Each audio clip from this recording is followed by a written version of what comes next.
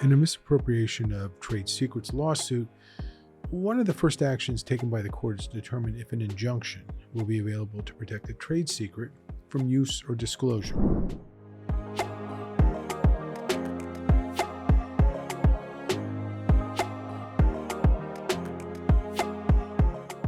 My name's Jay McDaniel, and I frequently litigate trade secret cases in state and federal courts. An injunction is a remedy that's available under both federal and state law, and it can be imposed through preliminary restraints or through a permanent injunction. A federal court may also issue seizure orders under federal law, but these are extremely rare. To secure an injunction, the owner must demonstrate that the trade secret is indeed a trade secret, and the test for that is whether the information derives economic value from its not being generally known.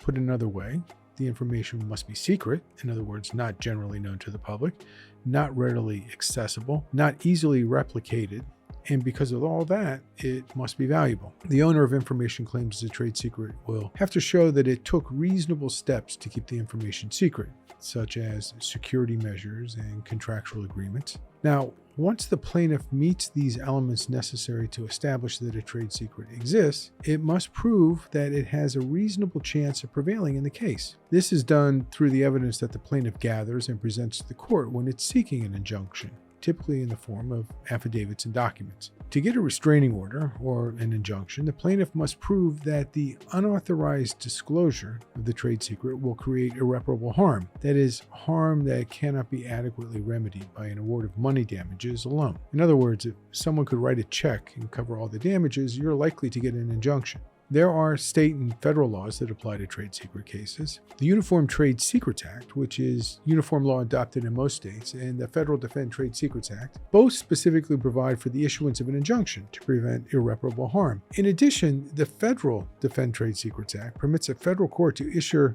a civil seizure order, that's civil seizure of property, in extraordinary cases without notice. To issue a federal seizure order, the court must find that an ordinary injunction would be inadequate, because the party to which the order would be issued is very likely to evade, avoid, or otherwise not comply with the order. Other elements required for a seizure order include, first, that the trade secret was misappropriated by improper means, or that a conspiracy is underway to misappropriate the trade secret.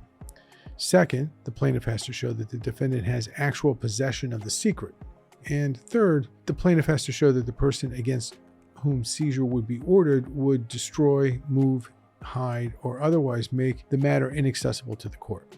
Finally, as in all injunction cases, the court will consider the balance of hardships between the parties and the public's interest in whether an injunction is issued.